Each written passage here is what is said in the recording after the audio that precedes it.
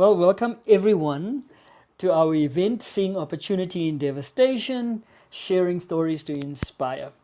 Last time we met, we touched on a topic around inventive attitudes that one needs to emulate or adopt despite the challenges in the environment. In actual fact, to address the challenges in the environment, and Ed used an analogy specifically of criminals who don't seem to be distracted by advances in technology to make ourselves more secure. They are constantly researching different ways of addressing barriers to what they deem success.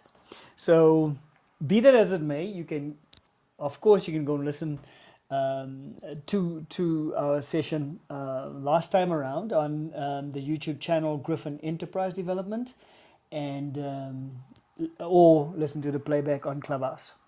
So, a very special welcome to Ed, who is our guru mentor, and on whose lips we normally hang in order for us to be inspired to see beyond um, issues, challenges in our environment, things that threaten to devastate our businesses and, as a consequence, our personal lives. Over to you, Ed. Thank you, Jacques. Yes, last session we did talk about how we could use creativity and careful thought to overcome some of the challenges. And I gave the illustration of load shedding, where I said there are businesses that could simply time shift. So if their load shedding schedule was intense during the day, they simply move their activities into the middle of the night, as happened with the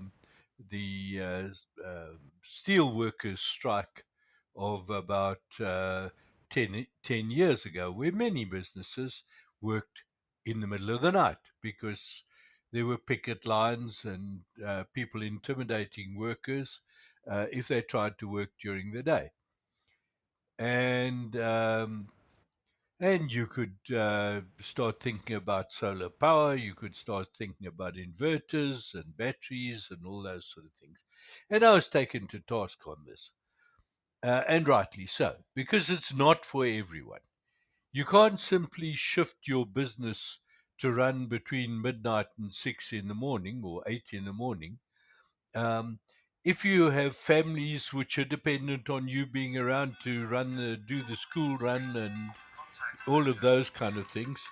And if you have staff who might not be able to get to your premises because they use public transport, and they also have families, and all of this is true. It's not for everyone. But there are businesses, especially creative businesses like graphic designers, like writers, um, many coaches and public speakers who've moved their operations to focus on markets where it's the middle of the night here and less likely to have load shedding.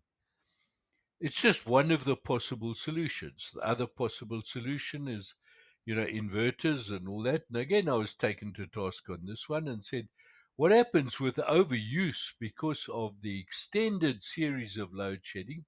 These get less and less effective as time goes on. Um, Batteries that used to last for 4 hours now last for an hour and a half. And that is true. So, my first answer to that one is yes, batteries are a consumable. It doesn't matter whether you've got an inverter with a 30,000 Rand battery on it or uh, an car, a Tesla or something like that. Eventually, the battery only has so many cycles that it can do. And once that starts to become exhausted, holds less and less charge and therefore will run a shorter and shorter distance. So, a shorter and shorter duration. So, well, yeah, what's the answer? Well, maybe you change some batteries. This is especially true of phones and laptops. We charge them all the time and we expect them to run uninterrupted during load shedding, but they don't because the batteries are getting old. Battery, new battery for a laptop is not a desperately expensive thing. Many phones you can't replace the battery in, you simply replace the phone. And, you know, there's ways of doing that relatively inexpensively. There are even systems now where you can rent solar power for your business or your home if you work from home, where you pay a monthly fee and the solar power equipment is all installed and you only notice uh, load shedding because everybody else wants to come charge their cell phones in your home. I wasn't trying to provide absolute solutions to all these problems. I can't. If I had that ability to create magic, I would not be talking on Clubhouse. I would probably be receiving visitors on my private island somewhere in the Bahamas or the Seychelles or somewhere because I don't have that level of wisdom to solve all the problems. What I'm trying to do is get people to start thinking. That's And right. what I sense is that an awful lot of people right now see all the obstacles that are being thrown at them and they just slump their shoulders and say, can't take this anymore. This is too much. They stop thinking about ways to get around it. And they stop thinking about positives. And the positives are even more of an important thing than the negatives. So while we keep focusing on all of the things that are going wrong in our businesses, from high interest rates, low rand, appalling rand dollar exchange rates if you're importing goods, um, relatively high uh, labor costs because of the difficulty of labor getting to your business and the inability to keep them fully occupied because of load shedding, and the massively increasing cost of fuel and electricity and insurance and security and all the other issues. We have a tough time here. Entrepreneurs have a tough time.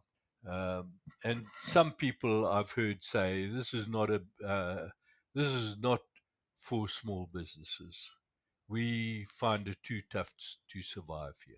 And just recently, I listened to some very wise words by the sort of master entrepreneur York Zucchi, a Swiss citizen who operates in something like 60 countries. He has launched hundreds, perhaps thousands of businesses. He has every lesson that you could possibly learn about business.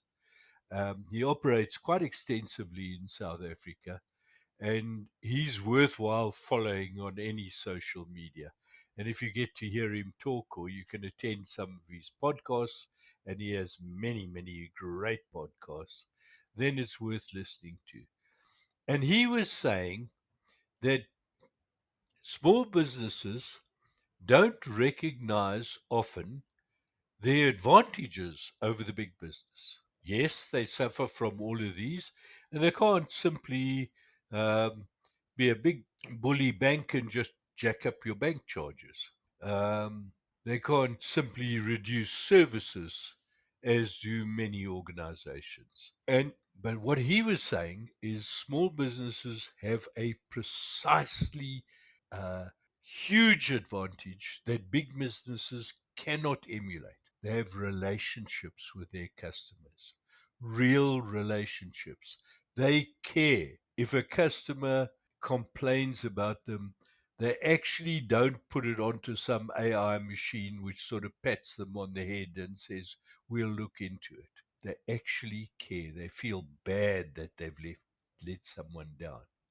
Equally, if they have done something great and the customer talks directly to them, then they feel great and they don't just leave it at that. They say, okay, how can we do that over and over and over again for more customers? Now, big businesses don't do that. They might do it in theory, but realistically, just ask yourself how many small businesses have you recommended in the last, say, 6 months? How many have you recommended to others in the last 6 months? And then ask yourself another question. How many large businesses have you recommended to others in that same period? Well, let me answer for myself. In this week, I have made contact with, let me think, one, two, three, four, five small businesses, all of which have been recommended to me. Every one of them. I bought my IT equipment from small businesses which were recommended to me. I buy a whole lot of things from small businesses which were recommended to me. Do I go rushing off to, I don't know, it doesn't matter who we name, Vodacom or First National Bank or Johannesburg City Council or Discovery or anybody else? Do I go rushing off to them and say, "Oh, thank heavens, I've found you. You are so great"? And the answer is probably not. You go there because they've got a service that they provide that you want, and you probably don't have too many options, and you just accept they're the bully in the room. If they want to increase their prices, they just increase their prices. If they want to reduce their terms of service, they simply change their terms of service. There's absolutely nothing you can do. If you have a complaint against them, you have to file a complaint and it goes to a call center, and you may get a polite letter back or you may not. They, frankly, with the amount of business that's coming in, they've got bigger issues to manage than looking after you individually. Little business, Jacques, like yours or mine, has everything riding on how we integrate with our customers, on how we satisfy our customers. So now, instead of bemoaning the things that are going wrong, we should be asking ourselves the question, how can we continue to use this massive advantage we have of relationships with our customers while things are not in an optimum condition in terms of power and water and um, the economy and interest rates and fuel and everything else. So, how, given all of those things, do we still maintain that relationship and make the person want to deal with us? Not only want to deal with us, tell other people that they should also deal with us. That's the $64,000 question. Now, if you start thinking in that way, that the one thing that's not negotiable is the relationship with the customer, then you can probably come up with some very creative solutions as to how to go about this. You might have to, in effect, increase your prices because, for instance, your business is dependent on an enormous amount of travel and therefore an enormous amount of fuel, and we've got great big fuel increases in the last couple of years. So you might have to increase prices. But then perhaps you can add a service so that when the vehicle gets to the customer, not only do they provide the goods that the customer expects, but the customer gets something extra. It's not costing you to do another delivery there. So maybe you can fall back on simple things like pricing structures, where instead of reducing the value that you're giving to the client, customer, or increasing the price to the customer, what you do is tie two products together and you sell them for less than the price of the individual ones. And you make sure that they would both be useful to the same one. Bundling. Bundling's been used for many, many years. The cell phone companies are masters at this. And I think we might have talked about pricing earlier in this series, where you don't buy a cell phone package, you buy a bunch of airtime, data, SMS capability, and maybe there's a phone thrown in and some insurance and some warranty on the phone and all the rest of it. You're not buying a bit of hardware, you're buying a service. When you buy a motor car, it's exactly the same thing. And many industries have moved in that direction. Rental agencies are frequently renting out premises which come with security and IT connection and a whole lot of other features with the rental property. So you're not just renting an apartment, you're renting a lifestyle. So you can play around with pricing, you can play around with service delivery. You can, even though you have a vast increase in your fuel price and your vehicles are traveling the same sort of distance, you can very readily use some kind of route optimizing software to optimize the routes of your vehicles and therefore spend less on fuel. Now, these are just ideas I'm throwing out. Now, once again, people can come back to me and say, well, that's impractical because of this or that. But other people will look at that and say, hey, that's a cool idea. And that's fine, but that's not the objective.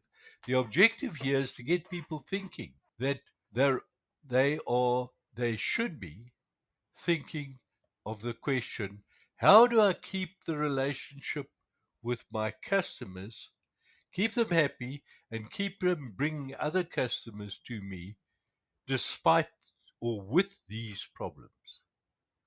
If you phrase the question, how will my business survive with these problems? You have a different mindset. You're problem focused, not solution focused. And unless you can get into being solution focused, you are probably not going to be a very happy person. You're probably going to have a business where finally a huge price increase or a raw material price increase or a stage six load shedding, and you'll just say, I can't do this anymore and throw in the towel. And so many businesses have said they've had to close because of load shedding. I don't believe that that's the only reason. There were multiple factors that drove that business out of the market, and it's such a pity because, as York Zucchi says, Switzerland, picture Switzerland as the economy that, well, it's where the banks bank. It is the most stable country probably in the world. It hasn't been at war in 400 years, and yet it's one of the best armed countries in Europe. Its currency is absolute gold anywhere in the world. Switzerland, business, despite where you think of the banking and the tourism industry, 99% of their total gross domestic product is from small businesses. 99%. If we have small businesses and we have a bigger voice in this country, then we can maybe move this country towards looking after small businesses as opposed to all the rules being made by the big guys. And I think that entrepreneurs owe it to themselves to start thinking in these ways. How can we get more people? How can we ensure less failures? How can we help each other? Why aren't we buying from each other? Why do we aspire to sell to big businesses? So there's a thought. Change your pattern of thinking, your attitude from how do I survive to how do I preserve this wonderful gift that I have, relationships. That's about what I got for today, Jacques. Well, it's let me tell you, it's a wonderful pull. I was sitting here and thinking about, but we take relationships for granted, and to reframe it in this way that says, listen, the mine is not empty. There's still gold to mine, or platinum, or silver, whatever floats your boat, and this resides within relationships. The fact that small businesses have the opportunity or to create relationships that are real, organic, and direct, and to celebrate the fact that, you know, all things being equal, everything else is a challenge, But rather than and focusing on those challenges and asking the question, well, how do I survive with these challenges in mind, is changing it to how do I leverage what I have, I suppose, and basically with the relationships that I have.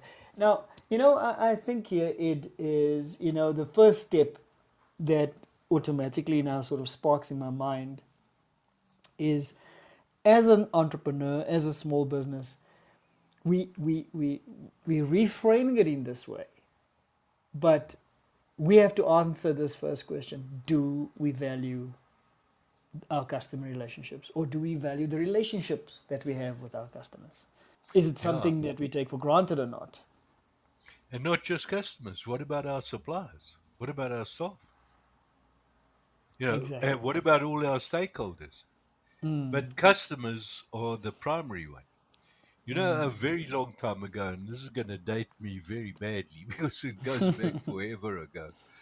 Um, the gentleman who founded Checkers, the chain store, Mm-hmm. um, I can't remember his name now. Is it Clive somebody? It was Clive something. Yes, he went by the nickname of Chubby Checker because he was a bit tubby, and that was the name of a of a singer of the day. Mm-hmm. But Mm-hmm. yeah, it was Clive something. He, a speech I heard him give, he said, when he was a child, his family would go shopping at the little corner grocery. And because they were poor, they would have no money during the week. So they would go along to the little corner grocery and they would buy what they had to have, and the shopkeeper would write it down in a little book. And then come payday, someone would come down to the shop and say, "What do I owe you?" And they would settle the account. And if someone got laid off, for instance, the little corner shop would still continue paying, still continue providing them. And so long as they tried, he would keep providing them with that with that amount of necessity during the week. So they probably took a few bad debts, but there was such goodwill. The little corner shop would know when the lady of the house was pregnant. He would know the birthdays of the children and give them a chocolate each on their birthdays. He would know the situation if the man got promoted. He would know the situation if the man got laid off. He knew everything about that family, and because he ran his business for his customers, he would support them pretty well through thick and thin, through sickness and everything, because in 99% of the cases, somehow those families made it up to him again. And then along came the supermarkets and cut all the prices of all those sort of things, and it wiped those little shops off the map. And he was saying, one of the things that we have done in creating supermarkets is we have lost a priceless attitude of knowing our customers. And he was trying desperately with, by means of electronics and all of those things, to get to know his customers better. Uh, I don't think they had ever succeeded, but it was interesting that someone with the insights of a huge organization could realize what a traumatic loss that had been to the industry, obviously to the customers as well, but to the industry mainly. And if he could regain it, what a priceless asset he would have. And here we have it. And maybe we don't use it as well as we should. And you make the good point, is, um, if we regard ourselves as a small business. Mm. It is definitely, as far, and I take your point. It is mining the gold of all our relationships, all the stakeholders, not just the customers, because you need your value chain. Mm. Um, and yeah, I think, Ed, yeah, we could just that is certainly an amazing food for thought, but also encouragement to start thinking strategically and how to leverage it, how to take some action um, during this time. Mm.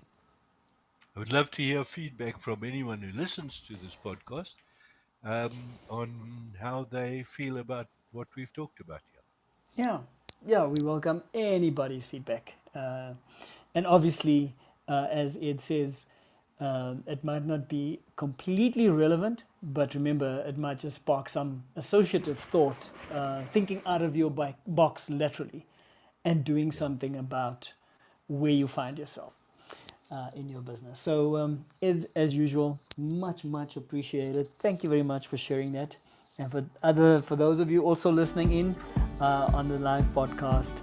Um, have a great week until we chat again next week. Look forward to it. Bye then. Bye.